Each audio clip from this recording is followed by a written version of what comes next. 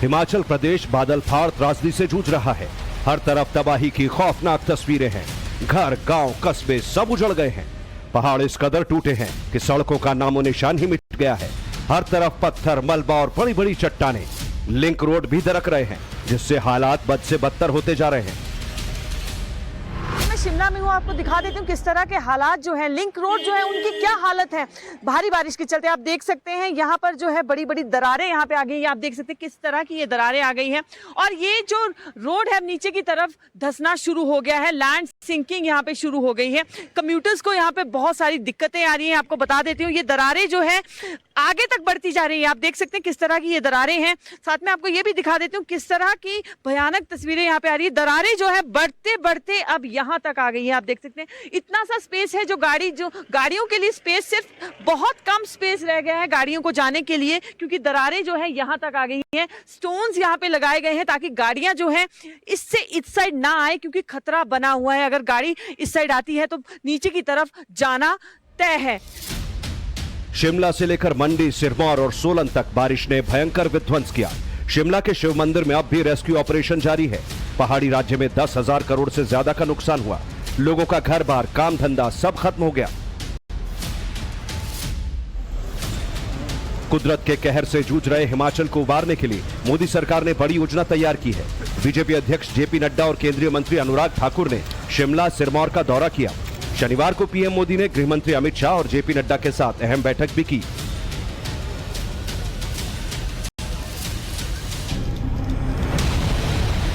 देवभूमि को लेकर मोदी सरकार का क्या है प्लान? क्या पहाड़ पर फिर टूटने वाला है बारिश का कहर? इस पर पूरी खबर आपको दिखाएंगे, लेकिन पहले देखिए बिना बारिश के ही डूब रहे पंजाब और यूपी की तस्वीरें। पिछले दिनों उत्तराखंड में मूसलाधार बारिश हुई, जिससे गंगा नदी उफान पर है। यूपी के कई जिलों को डुबो रही है। बिना बारिश के ही कानपुर और उन्नाव में लोगों के घर पानी पानी हो गए। सड़कों पर नावें चल रही हैं। लोग सैलाब से जूझते नजर आ रहे हैं।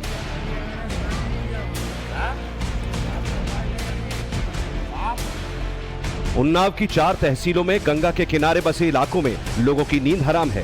गंगा नदी खतरे के निशान से 10 सेंटीमीटर ऊपर बह रही है और लगातार नदी का जलस्तर बढ़ रहा है। जिला प्रशासन लगातार जल स्तर की मॉनिटरिंग कर रहा है, लेकिन हालात बिगड़ते जा रहे हैं।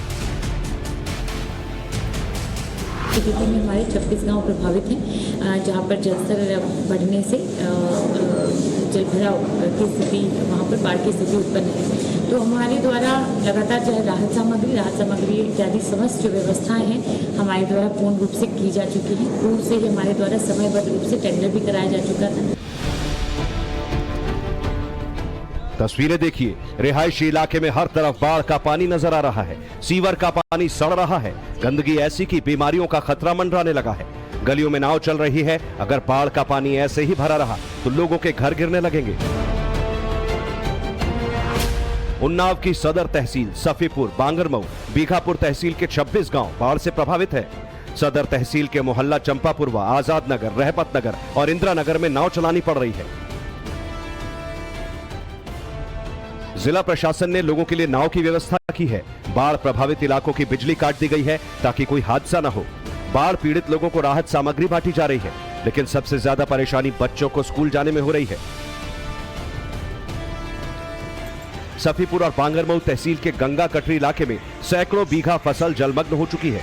कई जगह संपर्क मार्ग भी बाढ़ की चपेट में आने से टूट गए हैं। यूपी के अमरोहा में भी बाढ़ लोगों की जिंदगी छीन रही है। अमरोहा के कादर क्षेत्र में बाढ़ का कहर इस कदर है कि पानी में डूबकर बच्चे सहित 4 लोगों की मौत हो चुकी है। गांव के लोग पलायन को मजबूर हैं। जिंदगी बचाने के लिए लोग जंगलों में गुजर बसर कर रहे हैं। जांच करी, देखा, ढूंढा ढांडी तो करी तो पुल तक पर है, उसकी लाश मिली ऊपर। कौन से पुल पे मिली है ना? ये फादर वाले झुनपुरे वाले पुल पे, कृष्णी के। किस समय मिली बॉडी? ये रात के 10 बजे के करीब मिली। धनौरा थाना इलाके के आजमपुर गांव की तस्वीर देखिए। यहाँ किसान लियाकत पशुओं का चारा लाने खेत गए थे, लेकिन फिर वापस नहीं लौटे। खेत के पास पानी में तैरता उनका शव मिला। दूसरी तरफ गजरौला थाना इलाके के लालपुर गांव के मदन की बाढ़ में डूबने से मौत हो गई। मदन बाढ़ प्रभावित इलाके में मछली पकड़ने गया था। वहीं तारानगर गांव में 5 साल की बच्ची की डूबने से मौत हो गई। लोगों की मृत्यु की सूचना है और इसके साथ ही साथ उसकी जांच कराई जा रही है कि उसमें अगर कोई अन्य सहायता होगी तो बताइए। बाढ़ प्रभावित गांवों के लिए प्रशासन ने 17 नावों की व्यवस्था की है। प्रभावित लोगों के लिए खाने के पैकेट बांटे जा रहे हैं, लेकिन हालात नहीं सुधर रहे। बच्चे स्कूल नहीं जा पा रहे, पशुओं के लिए चारा नहीं है।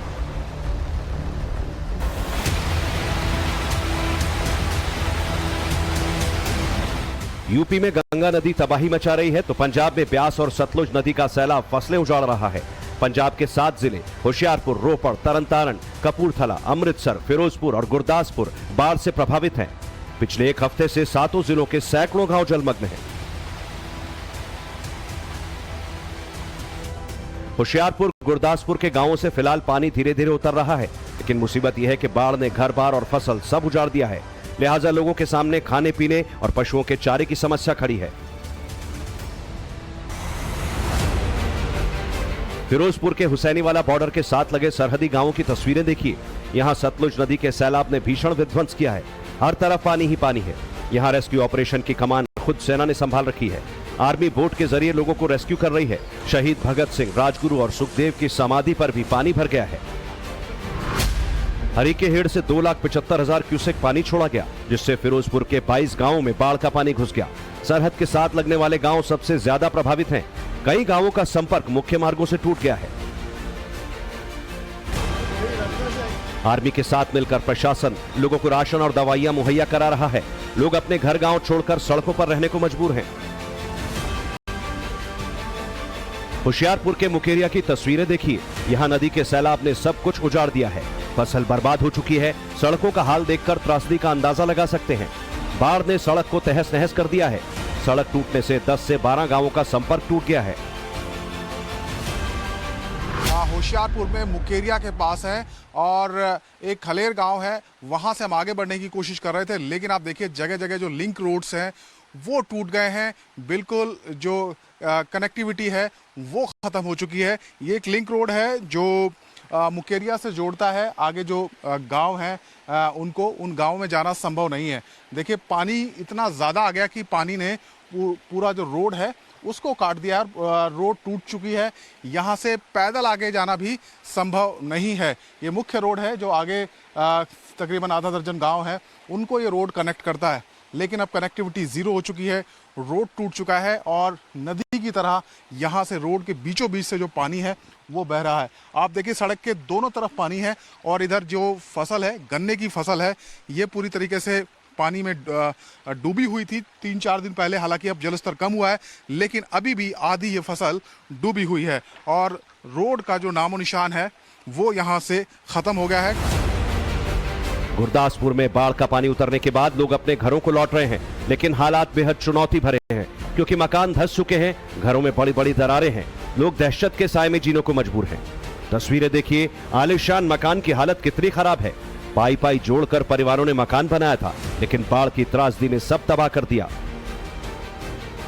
यहाँ पर भी जैसा हमने हिमाचल प्रदेश में देखा, पहाड़ दरकने के बाद जो लोगों के घरों में दरारें आई हैं, वैसी तस्वीरें यहाँ पर भी देखने को मिल रही हैं। यहाँ ब्यास नदी ने हाहाकार मचाया था और उसकी वजह से पूरा इलाका बाढ़ प्रभावित था। अब देखिए ये एक नया घर है और यहाँ देखिए कितनी ज़्यादा जो दरारें हैं वो दीवारों में पड़ चुकी हैं और अब ये जो मकान है वो खतरे की जद में आ गया है।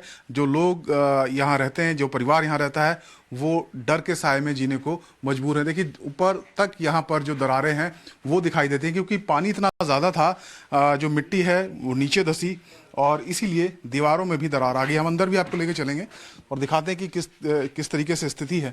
बाढ़ के पानी से अपना जो सामान है उसको बचाने के लिए यहाँ पर कोशिश की है। सारा सामान निकाल कर रखा हुआ है।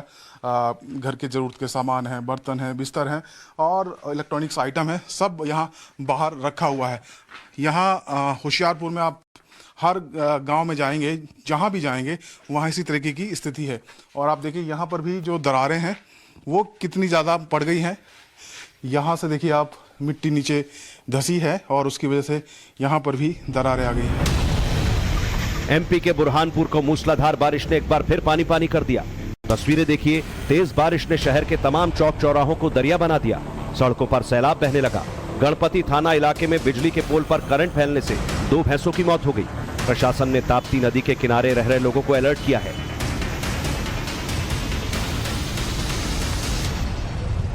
महाराष्ट्र के वर्धा की तस्वीरें देखिए। यहां तेज बारिश के चलते नदी उफान पर है और तालुका के मदनी डैम में पानी भरने से पुल डूब गया है।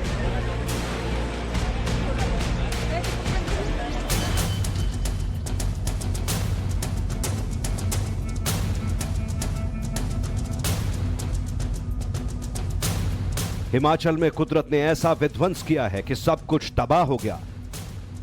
बादल फाड़ बारिश ने मंडी, सिरमौर, सोलन, शिमला और कांगड़ा की सूरत बदल दी। कुल्लू मनाली पहले ही बर्बाद हो गए थे।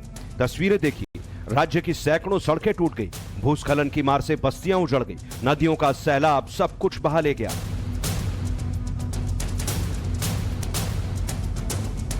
मंडी के 7 मील इलाके में अब भी गाड़ियां फंसी हैं। सड़क पर कई फीट मलबा है। देवभूमि पर कुदरत का विध्वंस ऐसा कि उबरने में सालों लगेंगे। राज्य में 10,000 करोड़ रुपए से ज्यादा का नुकसान हुआ है। केंद्र और राज्य सरकार के सामने हिमाचल को कुदरत के कहर से उबारने की बड़ी चुनौती है, लेकिन मोदी सरकार ने देवभूमि को फिर से खूबसूरत बनाने के लिए बड़ी रणनीति बनाई है। हिमाचल प्रदेश में आपदा आई है।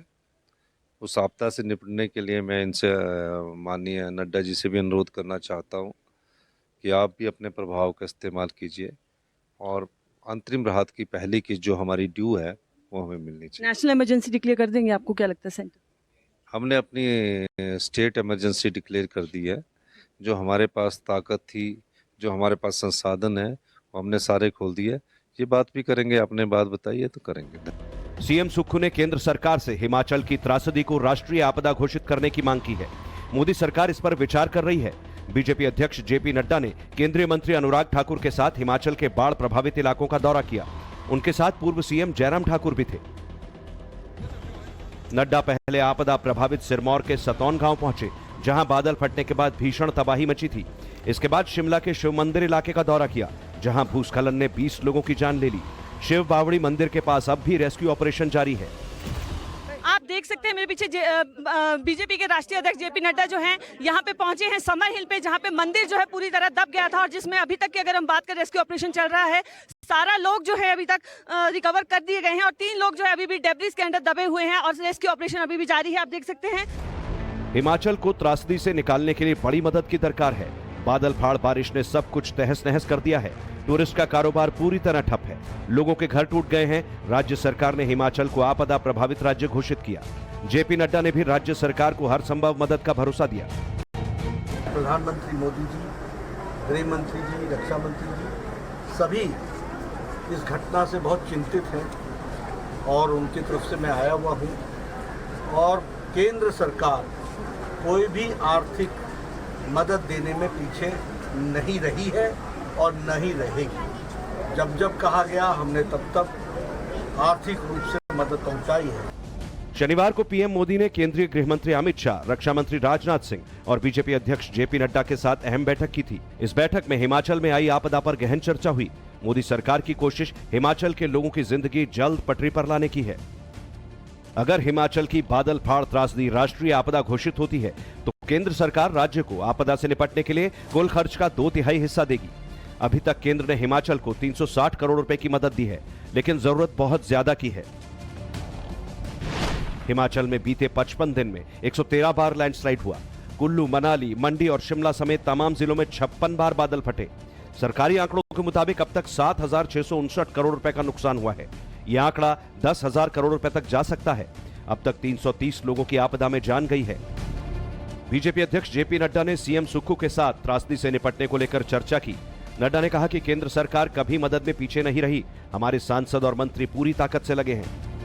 200 करोड़ रुपीस रिलीज किया है SDRF फंड में, स्टेट डिजास्टर रिस्पांस फंड में 200 करोड़ एडिशनल अभी रिलीज किया है। आज संडे है, कल मंडे को हिमाचल प्रदेश के एक्सचेकर में पहुंच जाएगा। उसी तरीके से प्रधानमंत्री ग्रामीण सड़क योजना के में 2,700 करोड़ रुपए की स्कीम्स को भारत सरकार ने अप्रूवल दी है। देवभूमि में इस बार बारिश ने बहुत ज्यादा विनाश किया है। केंद्र और राज्य सरकार मिलकर काम कर रहे हैं। सड़कों को दुरुस्त किया जा रहा है, लेकिन हालात सुधरने में वक्त लगेगा क्योंकि तबाही बहुत ज्यादा है। मौसम विभाग ने एक बार फिर हिमाचल के लिए बारिश का ऑरेंज अलर्ट जारी किया। 21 अगस्त तक बिलासपुर, शिमला, सोलन, सिरमौर, मंडी और कांगड़ा में भारी बारिश हो सकती है। अगर फिर से तेज बारिश और भूस्खलन हुआ तो पहले से तबाह हिमाचल और ज्यादा तबाह हो जाएगा। शिमला से पूनम शर्मा के साथ bureau report, times now Bharat.